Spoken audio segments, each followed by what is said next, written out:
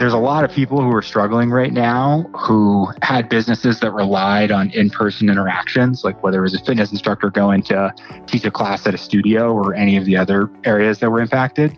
And there had to be a better way for people to come together and have a virtual experience, but then also help those fitness instructors, those creators make money. And so we saw someone online, and she didn't have like a huge following. I think she had like 20 some odd thousand Instagram followers.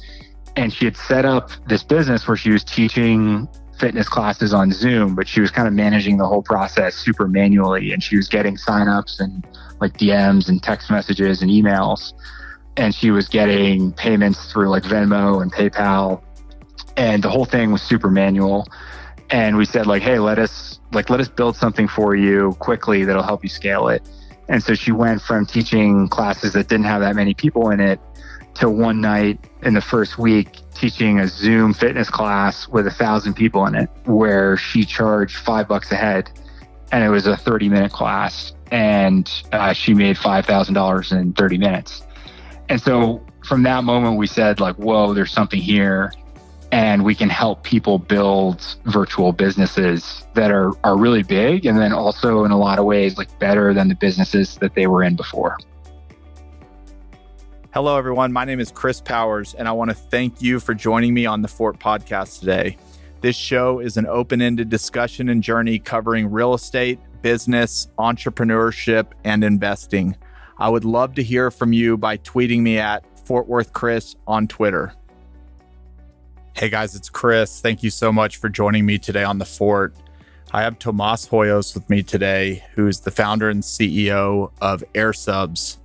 We had a great discussion today about how airsubs got started. He actually started another business, a venture-based business in the healthcare space, Voro, that was impacted dramatically by the pandemic. And he made a pivot in the middle of the pandemic and created a whole new company that is basically becoming the Shopify for the creator economy. With over 50 million creators today and that growing quickly, they're capturing a huge opportunity, and it's been really cool to watch that business grow over the last year. And so today we talk about the early days of building that healthcare company, but then how that transferred into airsubs today and how he sees the future of creators and the world that we're going to live in going forward. So thank you for continuing to join me on this journey, and I hope you enjoy. Tomas, welcome to the show. Thanks for having me, Chris. Yeah, I'm excited about today. Let's just start with kind of your story growing up and kind of what led you to what you're doing today. Yeah, sure. So I guess my story starts in Venezuela, where I was born. Our family moved to the U.S. when I was around 5 years old. And my family's from all over the place. I have two older brothers who were born in Argentina. My mom was born in Cuba. My dad was born in Italy. But I grew up for the most part in the U.S. and we lived in a suburb of New York City. We have a big extended family, so I spent a lot of time with them growing up. Read a lot of books, played a bunch of sports. Then I went up to Harvard for college. After that, I went into finance and investing, and I spent a few years at a private equity fund where I focused on investing in healthcare businesses. And I left there to start a consumer healthcare company. And that was my first company. And it's a mission that's super important to me. And in the beginning of the pandemic, that business ran into some headwinds. And we ended up launching a couple side projects. And one of them got a bunch of traction and kind of took off. And we ended up pivoting. And we're now building that business full time. Subs, it's in the passion economy. I love it. Before we dive into that, I've never met somebody that's from Venezuela. Were you born there and grew up there? Yeah, so we lived there until I was like 5 years old, and then we came back. So like the majority of my childhood was here in the U.S., but spent the first few years there for sure. Can you just speak just a little bit on the way we think about Venezuela today? Is it's a tough place to be. Was it that way when you grew up, or has it gotten worse since you left? Yeah, it's interesting. When I was there were two military coups. And so, like, to a certain extent, the country has always had a little bit of instability. But I think that it has gotten worse over time with a different array of people in charge. And there's no question that the country is struggling a lot. And while I don't have a ton of family there, I do stay close to it. One of our engineers, one of our employees is actually based in Venezuela. And so that kind of helps me keep my fingers on the pulse of what's going on. It is a shame because it's such an amazing country with amazing people who are definitely struggling.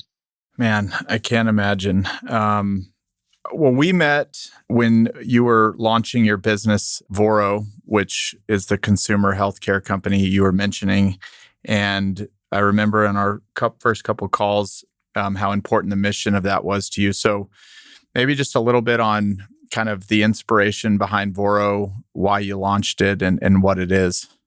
Yeah, definitely. So I guess first, Voro is a healthcare social network where people share doctor recommendations with their friends and research doctors and book doctor appointments. And so our mission was really focused on bringing trust and data to healthcare so people could make better health decisions. And so we really wanted to make it easy to get advice you trust from people you know, and then also look at some objective data so you can make more informed decisions that lead to better health outcomes. And so everyone's kind of been there where you need to find a doctor for something important, whether it's for yourself or someone you care about, and you don't know who to trust. And it can be really hard to pick someone or find someone. And it's just useful to connect with other people you know who've been through something similar to get an answer. And then you also want that doctor to be objectively good because you care about the outcome. And so you definitely want to sanity check it with some objective information. And so, the idea for Voro was really inspired by personal experience. So I kind of saw this problem play out firsthand with my girlfriend at the time, who's now my wife.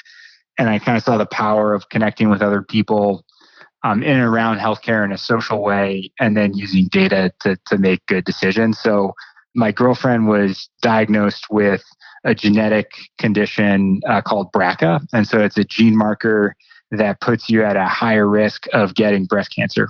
And so with her version of BRCA, you have a 70 to 80% chance of getting breast cancer. And the recommended course of treatment is to get a preventative double mastectomy, which is obviously a bit of really scary information. And so when she first got this diagnosis, she had a bunch of stuff to learn. She had a ton of questions and the stakes were really high. And so she just found it incredibly useful to connect with other women who had been through something similar, whether it was family members or friends or forums online or Facebook groups, to talk about what people had been through and learn from their experience and figure out what her options were and what the drawbacks were of different approaches and what were the real lived experiences of people who had been through something similar. And she also needed to find a doctor and a surgeon. So she got recommendations from people she knew. And then, we checked those recommendations against some publicly available data, whether it's healthcare quality of institutions or specific providers. A lot of times, frequency of surgery is sort of a great predictor of whether a doctor is going to be good. And then some other sort of risk-adjusted outcome measures. And so we kind of had information from someone that she trusted, and then also some objective data. And she ended up finding a doctor. Everything went really great, and she's doing super well. And we both felt really lucky, but also that it should have been easier, and that there's so many people in the country and around the world who are faced with a really scary healthcare problem and don't really know where to start. And so that was kind of the impetus to set out and build sort of this healthcare social network and marketplace. And then the other premise of the business was that a huge chunk of healthcare spending is wasted because people make ineffective medical decisions. So 30% of all healthcare spending is wasted on low quality or unnecessary medical care to the tune of hundreds of billions of dollars. And so if we could make a dent in that healthcare spending by powering some of these better healthcare decisions, where there also is trust, and kind of pairing it with a business model that aligns incentives and is a win-win-win, then that's sort of what we wanted to build. And that's the impetus behind Voro.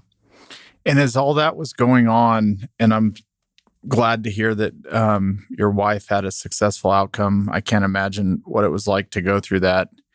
As all that's going on, are you still at the PE fund investing in healthcare? And then kind of at what point was it like, all right, I'm going all in on this idea?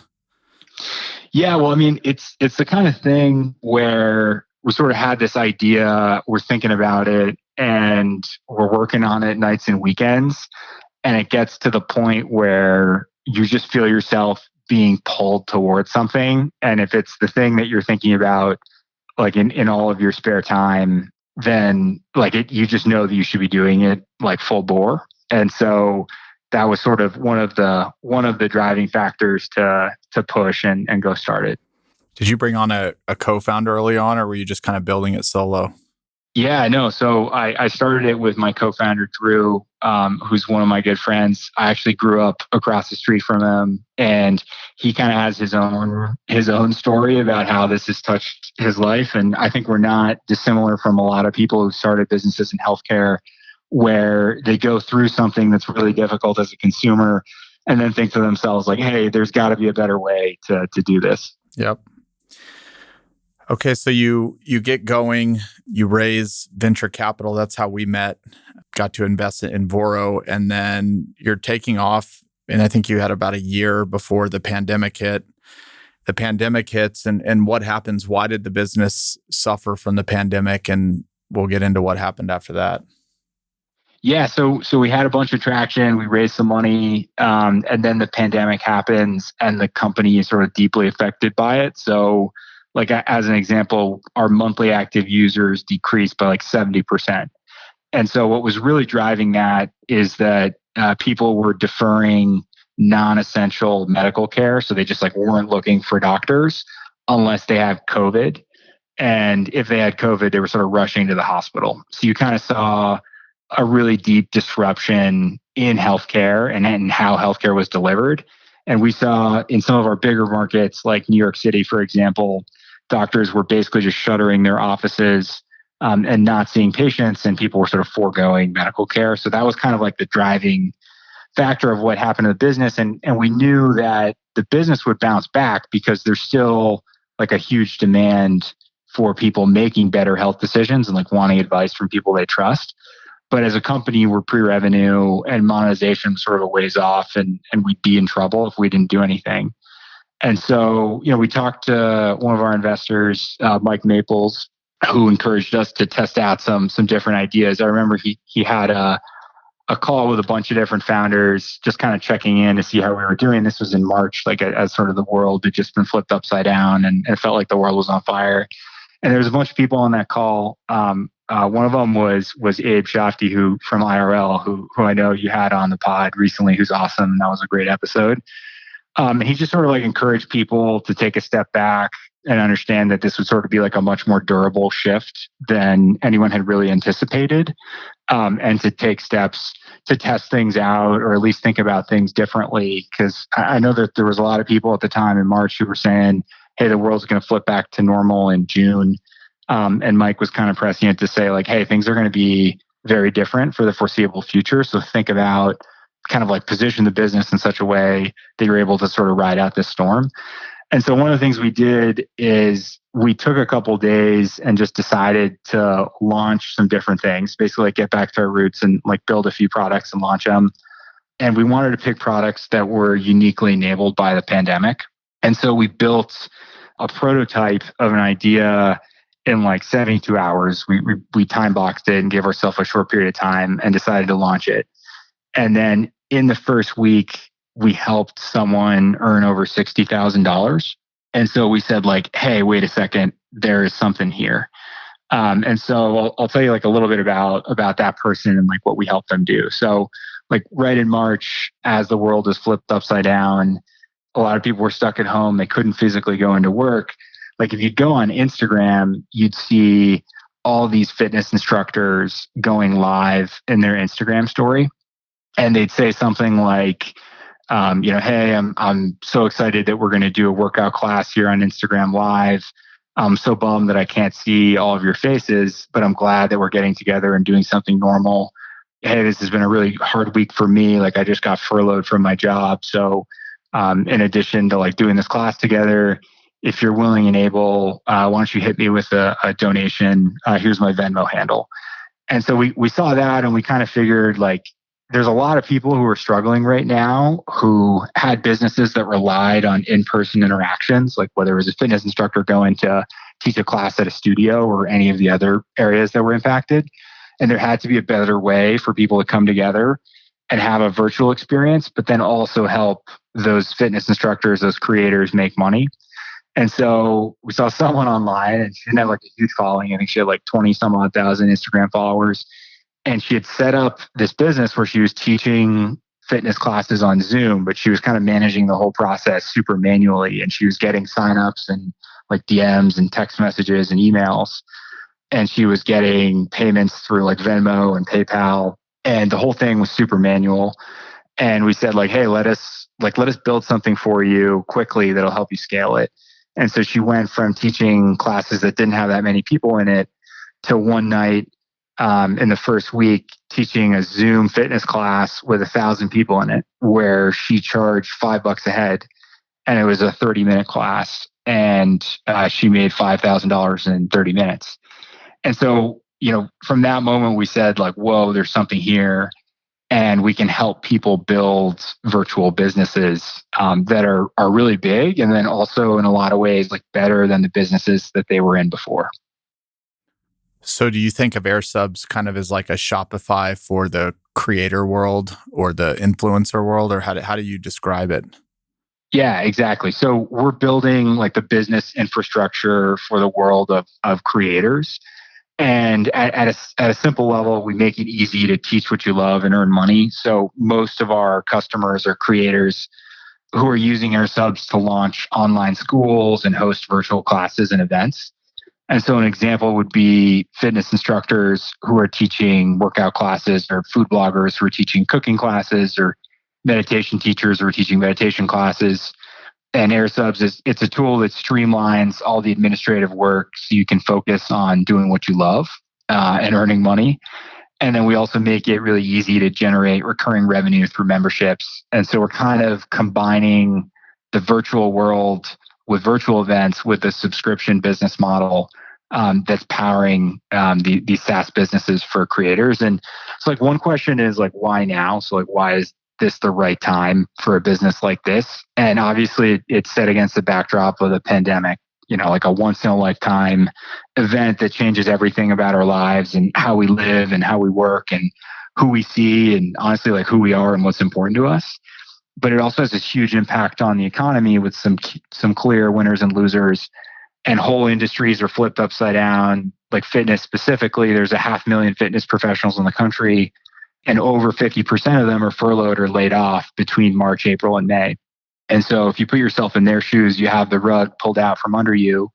And whether it's fitness or other areas, like people in different segments of the economy have to pivot quickly to put food on the table.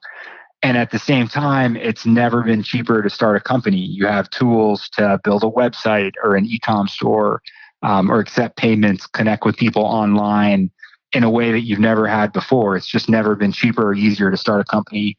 And you can also build an audience and get distribution, like oftentimes before you actually have a product. Like you can get people to follow you on Instagram by delivering some kind of content that they really like, or build up an email list. And so we're seeing this like mass decentralization of the economy where people are starting companies themselves and are able to create this huge leverage where the company is just one person. It's them. They're a creator, and they're doing something that they love, and then they're making a living on it. And this is really like the birth of the creator economy or the passion economy, where you can do what you love and make a living. And so it's a big market and it's growing quickly. By some counts, there's like 50 million creators in the world today, and it's not hard to see how that'll grow like tenfold in short order. And so if you think about it, like every in-person experience you had or service that you paid for is going to have a digital equivalent. So that thing that you went to in person, you'll be able to do in a digital way, and you were forced to do in a digital way during the pandemic. And that's a huge opportunity. And you're also seeing kind of this larger shift towards SaaS as a business model where, you're offering maybe a similar service, but you're pricing it in a different way that's just better for your business. And so it's kind of like a constellation of factors that make it a great time to start a company like this. And really, like, the pandemic in a lot of ways has accelerated a bunch of shifts that were already happening, but pulled them forward by 10 years. It is incredible, the spotlight that's been put on creators and the ability to, earn income in ways that we didn't think before. I want to talk more about the creator world, and I have a bunch of questions. But before we get there, there's just a couple things you said at the beginning that I just think are interesting. You said you got on a call with Mike Maples, and he just kind of said, like, test out some different ideas. Was he kind of the encourager to say, like, test out anything, look at the world, and it might not have anything to do with what you were doing before, but test it out? That's just kind of an interesting comment. You would think a lot of people would, either tell you to double down or find something similar to what you were doing. Like, how did that give you confidence to just go test out anything? Yeah, I mean, first, he's just like an awesome guy and like a huge supporter of us and the business. And, I think, like, when you're thinking about what you're looking for in an investor, like someone with conviction and like with a lot of integrity, even when things aren't going great, like, that's really what you want.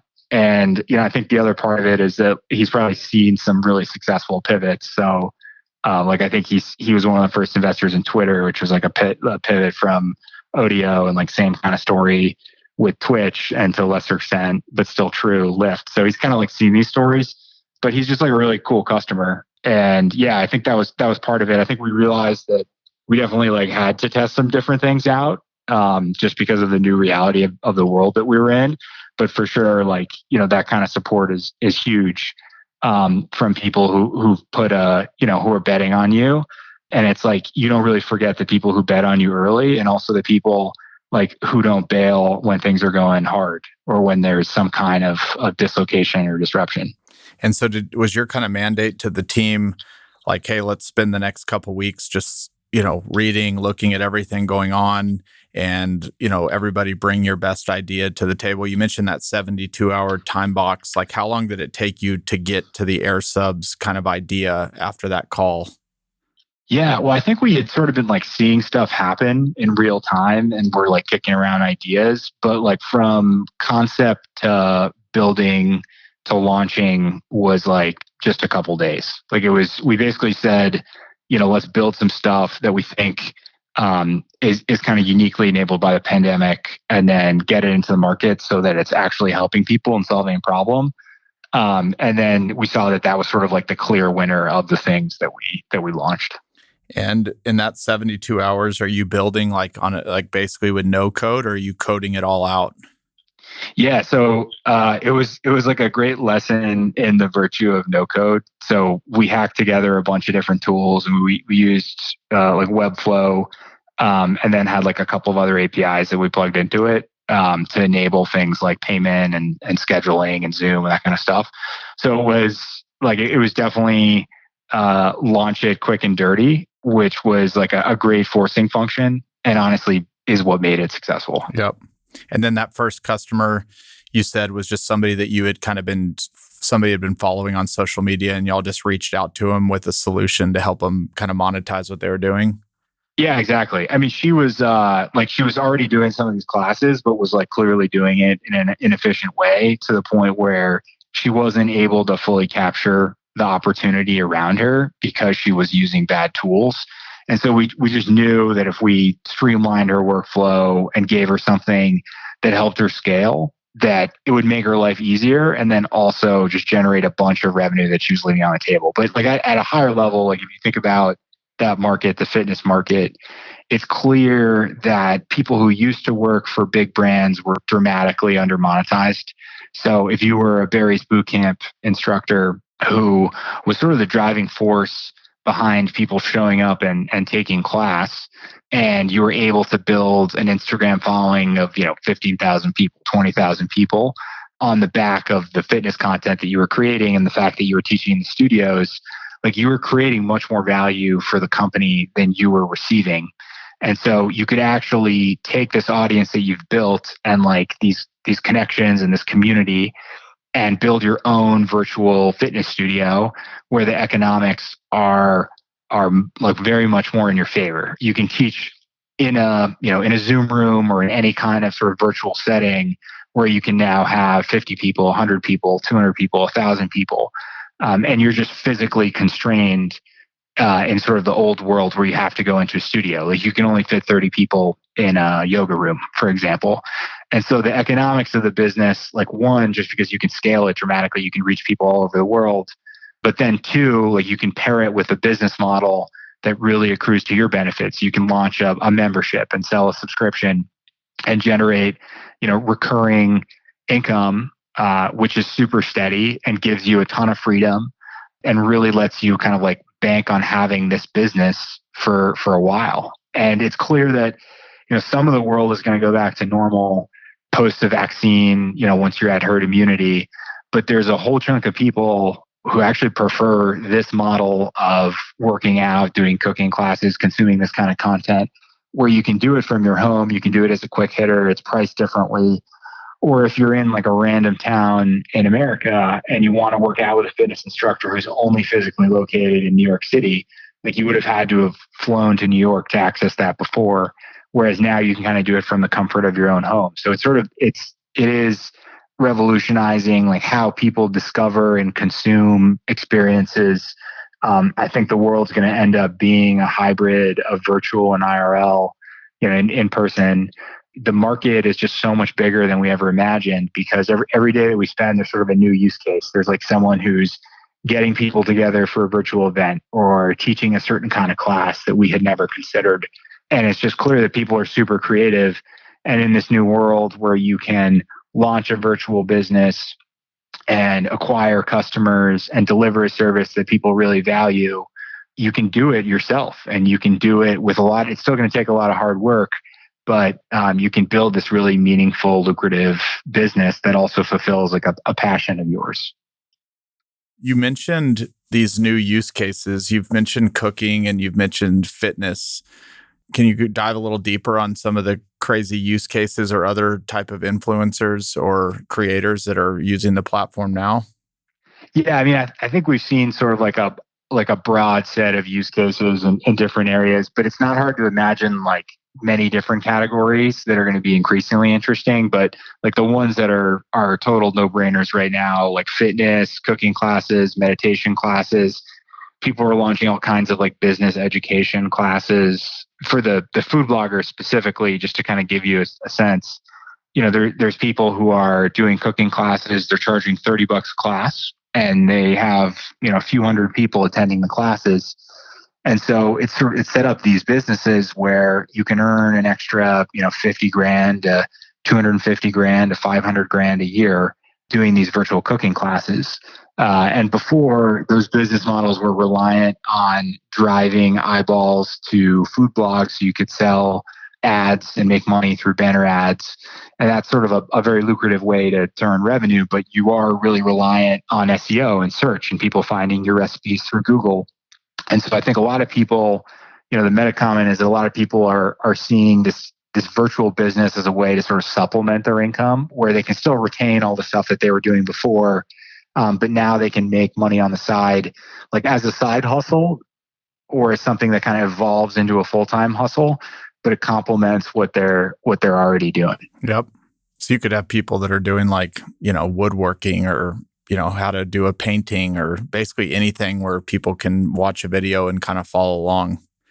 Yeah. And then they're paying for it live. And you mentioned subscription, but then it also allows them to basically resell the content as like basically create their own library to where they can resell that same class again, just kind of over and over and over again.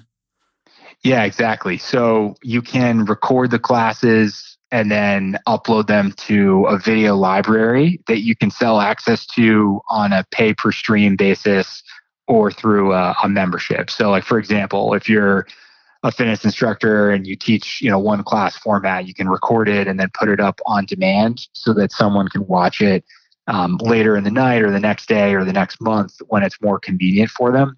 And so what it does is it kind of creates this leverage where you're not just exchanging like time for money, you also are building up a library of video assets that'll generate passive income for you, like going forward. And so that's another thing is like people are using airsubs and using these new like creator driven businesses to create passive income. So it sort of fits in with their life. And is it kind of like a WordPress deal where they can embed the technology into maybe their own website, or do they set up a profile on airsubs, or is it a combination of both? Yeah, you can do both. And like one of our missions is to like democratize access to really great virtual SaaS businesses. Like we want to make it incredibly simple to launch a virtual SaaS business. And so if you don't have a website, you can spin one up on airsubs, in less than 15 minutes. And if you do have a website, and this is sort of like an offering that's going to supplement what you already do, you can embed it on your website, and it just has all of the tools and the infrastructure to make it a lot simpler to do these classes. And do you create your own kind of following? Like, do people kind of follow you, or is that just through the social media that they're already on, or are they creating their own communities and kind of know who the people are that are joining? Yeah, they definitely are creating other communities. I mean, I think people obviously like market the classes to their existing followings and their existing communities, whether it's on Instagram or an email list that they've built over time. But we do have a bunch of marketing tools built into the product that'll help them grow their reach and their audience. And people are definitely discovering them for the first time with these classes that they're teaching and the content they're creating. And I would imagine it has some type of network effect where, if somebody that's joining, a fitness class is also a creator, they're getting experience to how they could go, start something up quickly. Like how many people, now that you're 6 or 7 months post-launch, how many creators are you now working with, and how many of those are people that were users or customers before they became creators on the platform? Yeah, I mean, you're definitely seeing kind of these like, I don't know if I'd describe them as true network effects, where like the value of the network increases with each marginal user, but there's definitely like a benefit to scale where as more people are teaching through airsubs or like using airsubs as their virtual studio and promoting their classes, like all of their peers or many of their peers who are doing something similar or want to be doing something similar, see them using a tool and they'll reach out to them and say like, hey, what's your experience like? What do you like? And so what we found is like, as we've established leadership in a few categories, we're definitely growing faster in each one of those categories. And particularly as you get some of these larger scale creators who are earning like really substantial amounts of income, like all of the people who follow them and who take their classes and aspire to do something similar, like are really curious about what they're up to. So we definitely see that it gets easier over time rather than harder. And most of our growth is coming from referrals and from word of mouth and from people seeing other individuals teaching and then wanting to do the same. Yep. Can you just maybe walk me through the tools if you sign up? I know you have different kind of levels, but what tools do you now offer to the creators besides like the access to Zoom and payments? What other things are they getting when they sign up? Well, I think like at a high level, it's about making it really simple and easy to run this kind of business, and then also making it really simple and easy to monetize and grow the business. So in terms of like actually the day-to-day doing the business, we automate like the creation of Zoom links and delivery of confirmation emails and customer support. And we, through airsubs, you can build a beautifully designed page that's optimized for conversion and that helps you sell, where you kind of have this home base where you can advertise your classes, and it's really simple for people to sign up for them and pay for them and take them. And then from a monetization perspective, like it's just really simple and straightforward, point and click to launch a membership, for example. Whereas if you were trying to do this yourself and trying to build this custom on your own website, you'd have to be integrating a bunch of different tools to do it. And what we found is that a lot of our customers, I mean, they're like amazing at what they do. They create this incredible energy in their community and with the classes that they're teaching. And areas where they're less focused or less comfortable are in and around like business and technology. So like if you can take those things off their plate where they don't have to worry about setting up their own website or integrating payments or integrating an email tool or setting up Zoom links, they can just do their job better. They can focus on what matters, which is doing a class that people really love and want to pay for. And then on the monetization and the growth side, like it's really hard to overemphasize like the virtue of having like a really amazing subscription business model where you have, dozens or hundreds or thousands of subscribers who are paying you for something that they really enjoy. And you can kind of count on that income on a recurring basis. And then we have a bunch of tools that make it really simple to launch and grow those memberships. So like there's a membership launch best practices, and then things like when people are coming to a certain amount of classes, it's really simple to offer them a discount code if they're on the verge of churning, or once they've been to a few classes to upsell them a membership, to set up recurring emails to make sure that your retention is good. It's just like a lot of little things that go into running a business like this, where it's almost like you're automating like business best practices into the product. It's business in a box, basically. How are y'all getting inspiration for what new tool you add next? Is it a lot of feedback from the customers, or, how are y'all kind of getting through the list of like, what's the next most important thing to offer? Yeah, this is like a question about like how you do product development, and like there's no question that we're super close to our users. So like everything that we've built outside of like a couple things where we're looking around corners and where we think that it'll be really useful and people haven't really like articulated it yet, is driven by the problems that our users are experiencing. And like particularly when we launched the first version of the product, in those 72 hours, and we kind of hacked it together with no code, like there's no question that like there was a lot of things that like didn't work great, but it just kind of opened our eyes to like the possibility of what could be if you build a spectacular product in the space. But everything that we're doing is like driven by talking to our users and understanding their problems, and then like taking away roadblocks and then mapping it to a larger vision of like, what could this world look like if you are building the business infrastructure for the creator economy when you go from 50 million creators to 500 million creators, in the next 5 to 10 years. Has there been anything interesting that your customers have asked you to build that you just didn't even think of when you first started? Yeah, there's like you're constantly like surprised with what people want, and you're constantly surprised with like how people are hacking your product to do something that you hadn't necessarily even like intended for them to do, but they're using it to do. And so like one thing that was pretty amazing is we saw that creators were doing themed classes that were getting a ton of traction. So they do classes around like Thanksgiving or the holidays, or like some of the food bloggers are doing Valentine's Day classes, and just like building the infrastructure around like letting them provide discounts for those classes, or like upselling those classes to someone who's recently attended another class, or, offering the ability to watch that on a free basis so people can kind of get a flavor for what class is like. Like those are all things that are kind of born out of what our users, like what our customers are telling us. It's really hard to think of why somebody that's making, $2,000 or $3,000 or $5,000 for a fitness class would even consider going back and doing live classes like they were before. Like, why would they do that?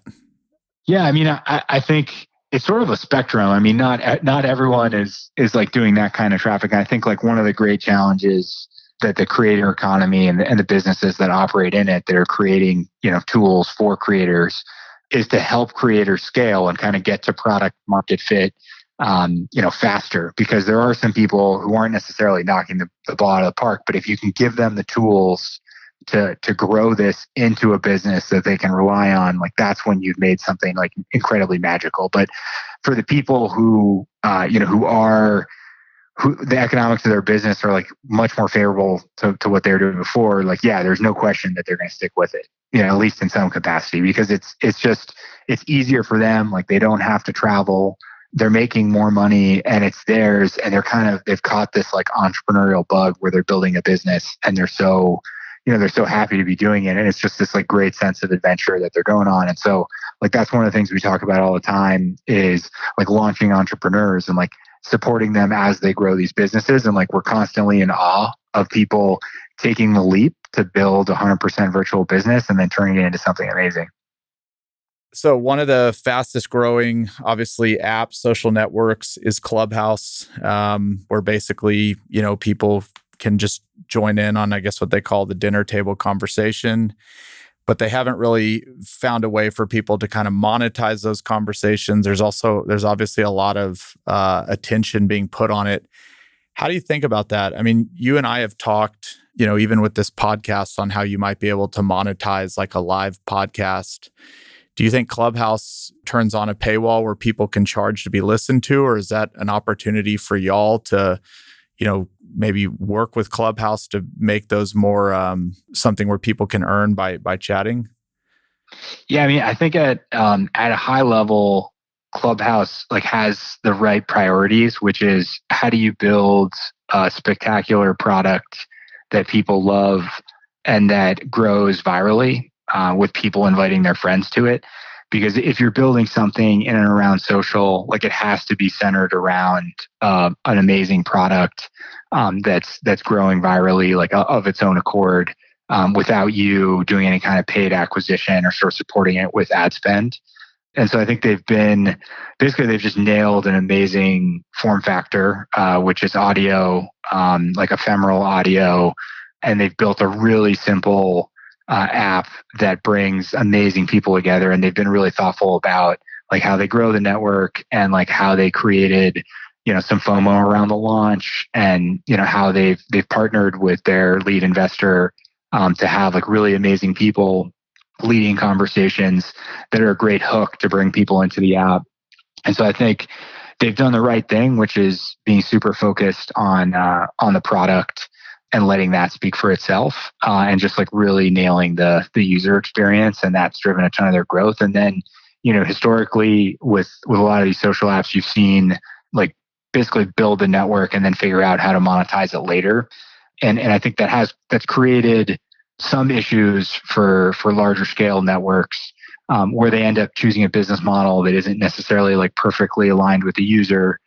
So for example, Facebook, right? So if they're really optimizing for people spending time on the app, eyeballs, engagement, and they're monetizing it through an ads-driven business model, they're definitely incentivized to have you spend way more time on the app. And so, I think Clubhouse and a lot of sort of the new age social products that aren't going to look and feel like things that we've experienced previously with like Facebook or Instagram or Twitter actually have a lot to learn from products in China, which actually monetize through a bunch of different ways. And so it's not just usually one business model in Chinese consumer social apps that win. It's a lot of different things. It's like payments, it's tipping, it's some ads, it's products, and I think they have a bunch of different directions they could go to monetize, but I think they're clearly thinking about it. I think I read some article recently that they're going to experiment with, paywalls, ticketing, subscriptions to figure out a way to monetize. But I also think as you have users of an app paying for something directly themselves, where it's not being monetized through another customer, they're getting the direct value that they pay for. And that, in my experience, tends to be better aligned with the user, where they're not the product. Yep. I love it. Okay, so you're 8 months. I keep saying 8, 9 months, 10 months into airsubs. You've been super capital efficient. Your latest update, I think you have 3 full-time people. Is that the only 3 people that work on the business, or do you have kind of freelance people or contract people that are also working, or you've been able to do this with 3 people? Yeah, the whole team is 5 people. 3 are full time, and then 2 are contract. So we're definitely lean and mean, and it's amazing what you can get done with a small number of people. And like if you look at it, I think there was some crazy stat, which was that like Instagram had like 13 people working there when they sold to Facebook. And if you look at the number of people who are working at Clubhouse right now, like you can get a ton done with a small group of people who have a big, bold vision and like work hard and as a team towards achieving that vision. So is it kind of fair to say that you've found a product market fit with this new business, airsubs? Yeah, I think so. And I think there's a bunch of different definitions of product market fit, but there's no question that we're seeing like how this is just solving a really painful experience that a lot of people are going through. And you can kind of tell, I mean, there's stories about when you've hit product market fit, like when you know that it's just solving a problem for people. And so what we've seen is like, creators who are, when they set up airsubs for the first time, like we've had a few people like literally start crying because they say, this is going to make my life so much easier. Like I was doing all this stuff manually before. And like, I was so intimidated about setting up a website and I don't know how to use all of these different tools. And they're like worried about, how to set up this business. And it's already like a really tough, scary time when you've been laid off from your job and you're working on something that's like the sole source of income, or at least a big part of your income. And so like we're still early on in our journey, but we're growing quickly and we're really excited about what's going to happen next. I love it. And that's kind of my next question is the VC world is hot. People are raising money and, COVID has created these huge opportunities. Like, how are you thinking about going forward? You've raised, relatively minimal amount of money. Like, how do you think about the next couple of years, or do you know yet? Yeah, I mean, I think we're constantly like evaluating whether we should raise capital or not, and it definitely is sort of a crazy market. I think what we've seen, at least during the pandemic, is that there's like fewer companies that are raising, and the ones that are raising are doing it at like crazy valuations and raising tons of money. And so yeah, we're constantly thinking about whether we'd go raise and like whether it's the right time to go win the market. And we are in a good spot. I mean, we have a bunch of runway, but we're constantly thinking about that. Yep. And you're unique in that you have this, business that's starting to flourish. You also have Voro, which has by no means been shut down. Kind of how are you thinking about that? Will Voro continue to kind of grow organically? Will you shut it down? Or, how will you kind of think about running two companies? Yeah.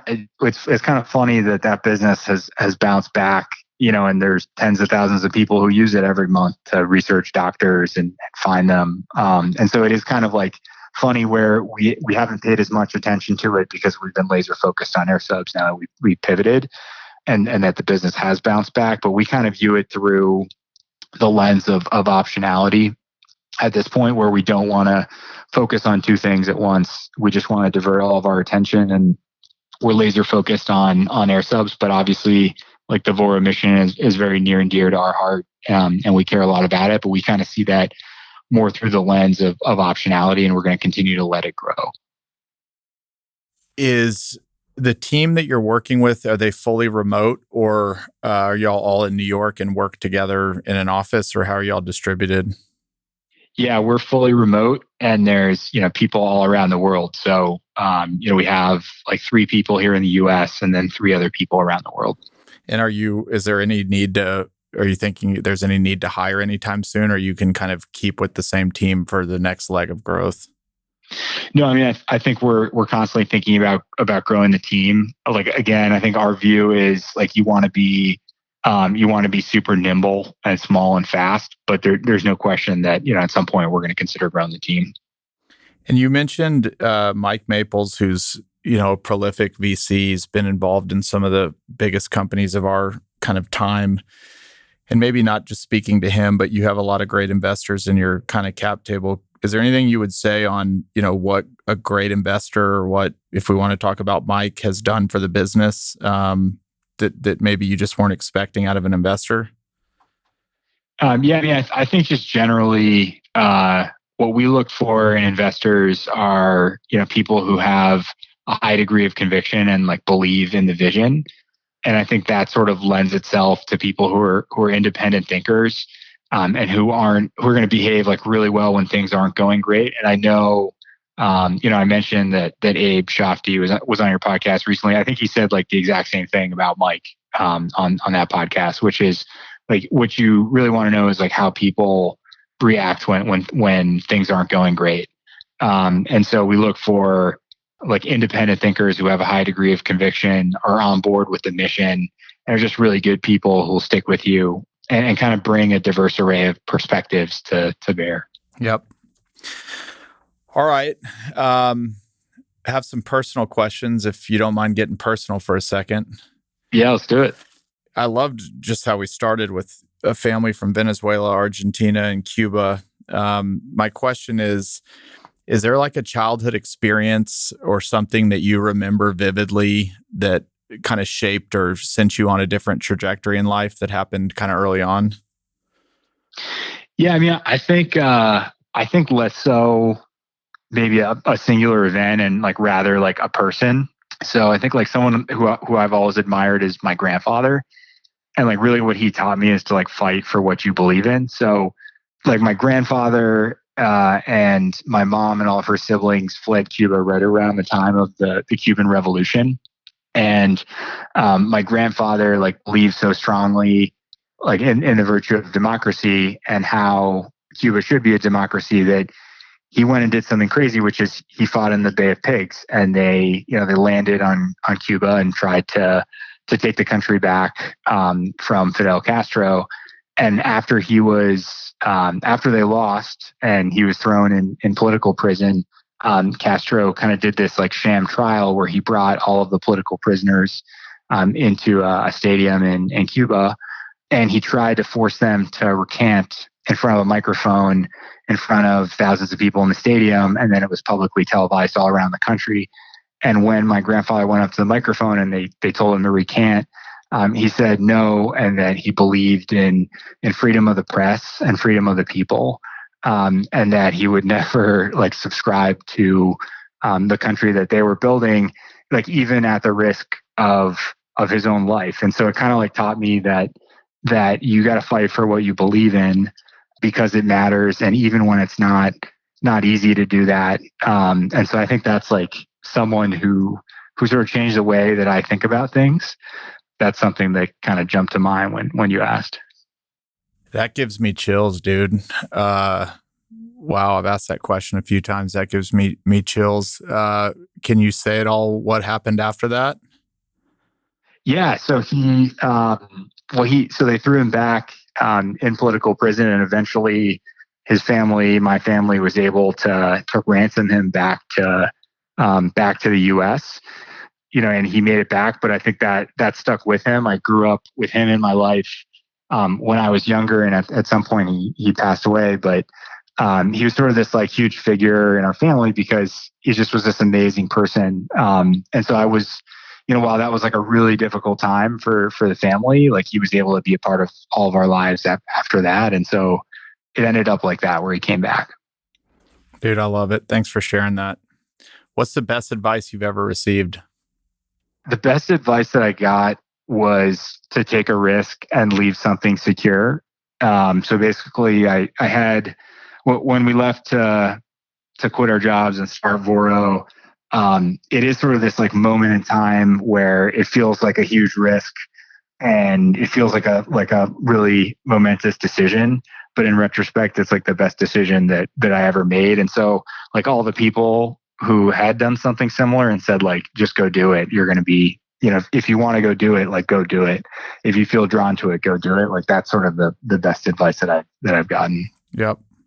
What's the best book you've ever read, business or personal? Wow, it's hard to boil that down to one book. I tend to like really love biographies and memoirs, and like there's a few that stand out. I love it's sort of cliche, but the book on Alexander Hamilton by Ron Chernow, and honestly, like anything written by Ron Chernow is awesome. There's an incredible book about the Wright brothers. And then there's more like memoir style books that kind of like a great reminder of like being grateful that you're alive when breath becomes air. Barbarian Days is another great one. And then I grew up reading like a lot of fiction, and there's some really great literature out there. Like A River Runs Through It is like one of my other favorite books. Yep. All right. What's the best way for people to reach you or airsubs? You can hit me up on Twitter, on Instagram, at Tomas Hoyos, or you can send me an email Tomas at airsubs. I love it. All right, buddy. I'll be in touch. Have a good one. Thank you again. All right. Have a great one. Talk Bye. to you soon. Bye.